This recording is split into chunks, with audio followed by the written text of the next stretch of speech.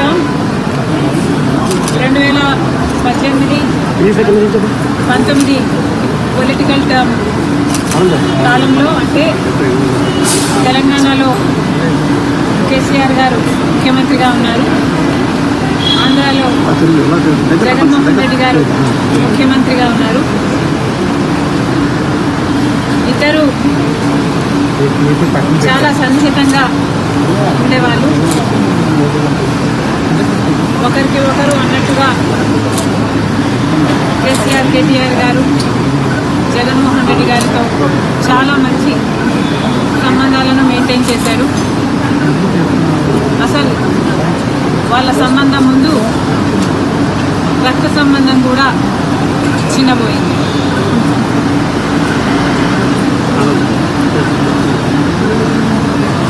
తెలంగాణలో phone tapping జరిగింది అన్నమాట ముమ్మాటికి నిజం. మరి ఈ ఫోన్ ట్యాపింగ్ వ్యవహారం తెలంగాణ ముఖ్యమంత్రి, ఆంధ్ర ముఖ్యమంత్రి కలిసి చేసిన జాయింట్ ఆపరేషను లేకపోతే ఇది షేర్డ్ ఇన్ఫర్మేషను నాకు తెలియదు, కానీ స్పష్టంగా అర్థమైంది.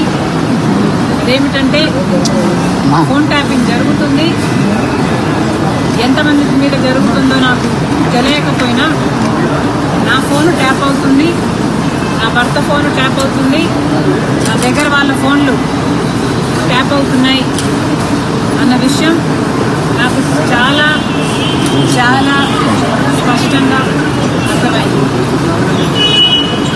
అసలు మా ఫోన్లు ట్యాప్ అవుతున్నాయి అనే అంశాన్ని నిజానికి నిర్ధారించింది వైవి సుబ్బారెడ్డి గారే.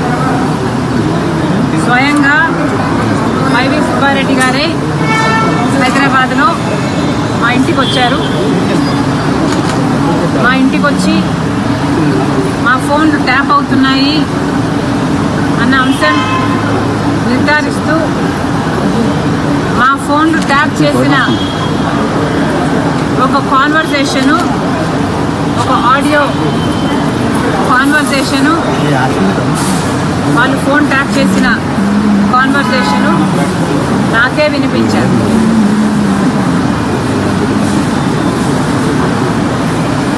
మరి ఈ విషయం సుబ్బారెడ్డి గారు ఇప్పుడు ఒప్పుకుంటారా అంటే నాకు తెలియదు, నాకు అనుమానమే. ఎందుకంటే జగన్మోహన్ రెడ్డి గారు తన సొంత మేనల్లుడు మేనకోడలు ఆస్తి కాజేసే కుట్రలో భాగంగా జగన్మోహన్ రెడ్డి గారు సాయిరెడ్డి గారికి, సుబ్బారెడ్డి గారికి ఎలా ఒత్తిడి చేశారో, ట్యూషన్లో పెట్టి మరి మీడియాలో ఎలా అబద్ధాలు మాట్లాడించారో సాయిరెడ్డి గారు స్వయంగా చెప్పారు.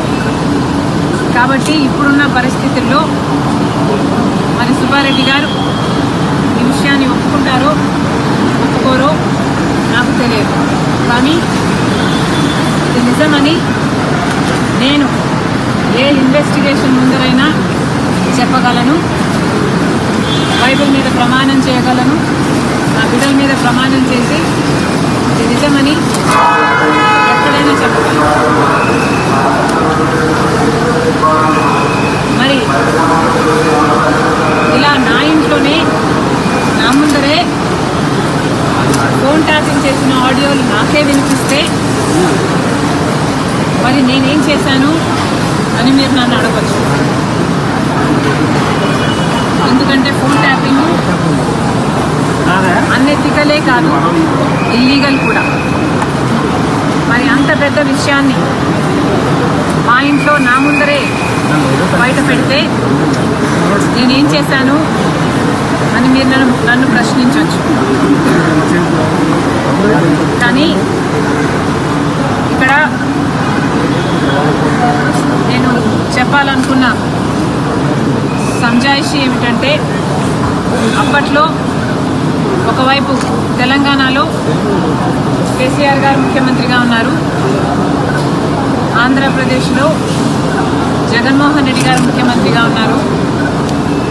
ఇటు తెలంగాణలోనైనా ఇటు ఆంధ్రాలోనైనా కేసీఆర్ గారు జగన్మోహన్ రెడ్డి గారు చేస్తున్న అరాచకాలతో పోలిస్తే ఫోన్ ట్యాపింగ్ అంశం చాలా చిన్నదిగా కనిపించింది.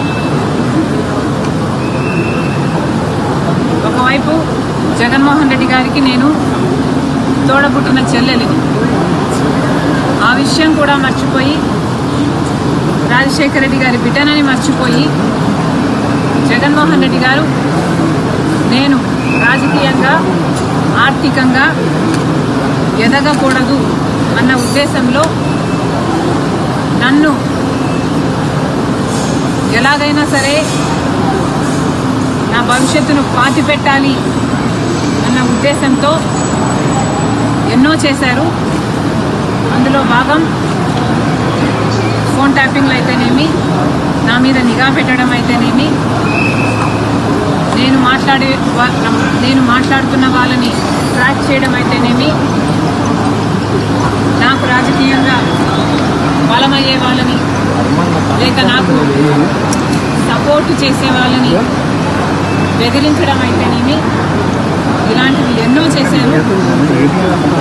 అందులో భాగంగానే ఈ ఫోన్ ట్యాపింగ్ కూడా చేశారు. జగన్మోహన్ రెడ్డి గారు నా మీద చేసిన అత్యాచారాలలో ఫోన్ ట్యాపింగ్ అనేది చాలా చిన్నది. అసలు నేను ఊపిరి తీసుకోవడమే కష్టం చేశారు జగన్మోహన్ రెడ్డి గారు. కనుక ఆ రోజుల్లో నేను తెలంగాణలో పొలిటికల్ అరీనాలో ఉన్న కేసీఆర్కి వ్యతిరేకంగా పోరాటం చేస్తున్న జగన్మోహన్ రెడ్డి గారికి ఏ సంబంధం లేనప్పటికీ నన్ను తొక్కేయాలి అనే గట్టి ప్రయత్నం చేస్తున్నాడు. ఇంతమంది ఇన్ని ఫోర్సెస్తో పోరాటం చేయడం వాస్తవానికి నాకు చాలా కష్టంగా ఉండింది. Therefore, I could not fight every battle.